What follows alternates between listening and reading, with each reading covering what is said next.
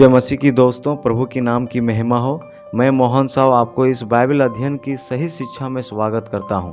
इस छोटे से वीडियो में आप रोमियो की पत्री के शुरुआती मुख्य सवालों के उत्तर जानने जा रहे हैं, जैसे कि रोमियो की पत्री का लेखक कौन है, कब लिखा, कहां से लिखा, किसको लिखा और क्यों लिखा। तो मेरा आपसे अनुरोध है कि आप पूरा वीडियो देखें और रोमियो की पत्री को समझें। तो आइए जानते हैं कि रोमियो की पत्री का लेखक कौन है। रोमियो की पत्री का लेखक प्रेरित पौलुस है और यह बात हमें रोमियो की पत्री 1 अध्याय 1 पद पढ़ने से समझ में आता है। इसके साथ जब हम रोमियो की पत्री 11 अध्याय 1 पद को फिलिपियों की पत्री 3 का 5 से तुलना करके पढ़ते हैं तो ये बात समझ में आता है कि लेखक बिन्यामीन गोत्र से है और ये लेखक प्रेरित पौलुस है। प्रेरित पौलुस एक्विला और प्रिस्किला को अभिवादन भेजता है। ये दोनों प्रेरित पौलुस के सेवकाई सहयोगी थे।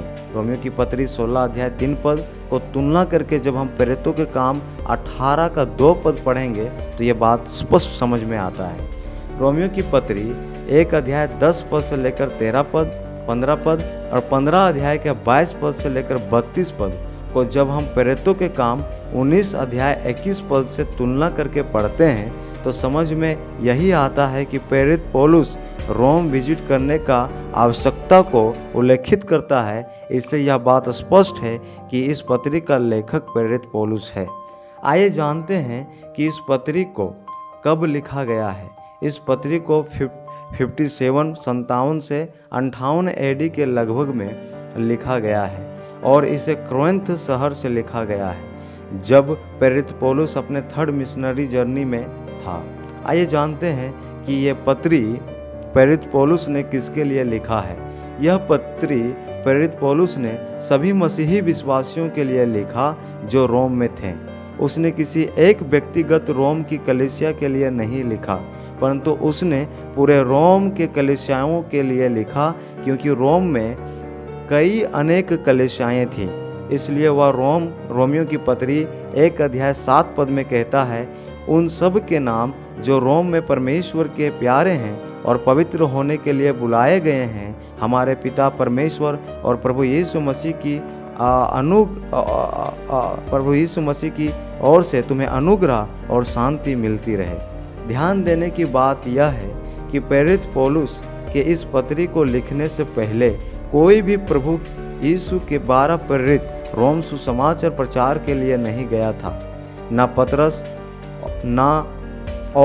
ना ही कोई प्रेरित। तो सवाल यह है कि रोम में कलीसियाएं कैसे स्थापित हुई। इसके 2 मुख्य कारण है। पहला, जब पेंटिकोस्ट के दिन पतरस यरूशलेम में प्रचार कर रहा था, उस दिन रोम से आए हुए भी बहुत लोग इकट्ठे थे और ये लोग प्रभु को अपना जीवन सौंपा था। दूसरा बात यह है कि रोम एक कॉमर्शियल व्यवसाय शहर था जहां लोग बिजनेस तथा अन्य मुख्य कार्य के लिए आया जाया करता था, जिसके द्वारा भी सुसमाचार का प्रचार प्रसार हुआ करता था। प्रेरित पौलुस ने इस पत्री को क्यों लिखा, चलिए जानते हैं। इस पत्री को लिखने का 3 उद्देश्य।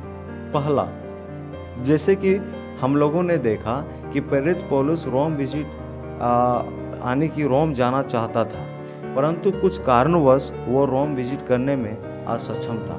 परंतु जैसे ही यह मालूम होता है कि फीबे रोम जाने वाली है तो उसके हाथ में एक पत्र रोमियो के विश्वासियों के लिए भेजना उचित समझा और पौलुस ने इस पत्र में अपने रोम आने की योजना को प्रकट किया और यह भी बताया कि विश्वासी जन अपने आप को तैयार रखें ताकि जब प्रेरित पौलुस वहां पहुंचे तो वह उन लोगों को भरपूर मात्रा से परमेश्वर का वचन सिखा सके।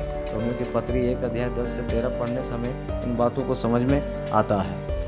दूसरी उद्देश्य, इस पत्री का लिखने का दूसरी उद्देश्य कि वह सुसमाचार को पूर्ण रूप से और बड़ा विस्तार पूर्वक सुसमाचार को प्रस्तुत करना चाहा, ताकि वे लोग जान सके कि परमेश्वर पापी मनुष्य के लिए कितना अद्भुत और आश्चर्यजनक मार्ग मानव जाति के उद्धार के लिए तैयार किया है। आइए जानते हैं तीसरे मुख्य उद्देश्य क्या है। पौलुस इसमें यहूदी और अन्य जाति विश्वासियों के बीच के टेंशन का समाधान करता है। पौलुस दोनों के गलत फहमी को दूर करते हुए इस बात को समझाता है कि परमेश्वर यहूदी का भी है और अन्य जाति का भी है, सभी पाप के अधीन में है। और यह पत्री इस बात पर फोकस करती है कि संपूर्ण मानव जाति, चाहे वो कोई क्यों ना हो, सभी को पापों से उद्धार पाने की जरूरत है। इस तरह आपने इन मुख्य बातों को सीख पाया। प्रभु का धन्यवाद हो। आने वाले वीडियोस आप देखते रहिए और रोमियो की पत्री पढ़ते जाइए। प्रभु के नाम की महिमा हो। आप सभी को प्रभु की ओर से आशीष मिले। प्रभु के नाम की महिमा हो।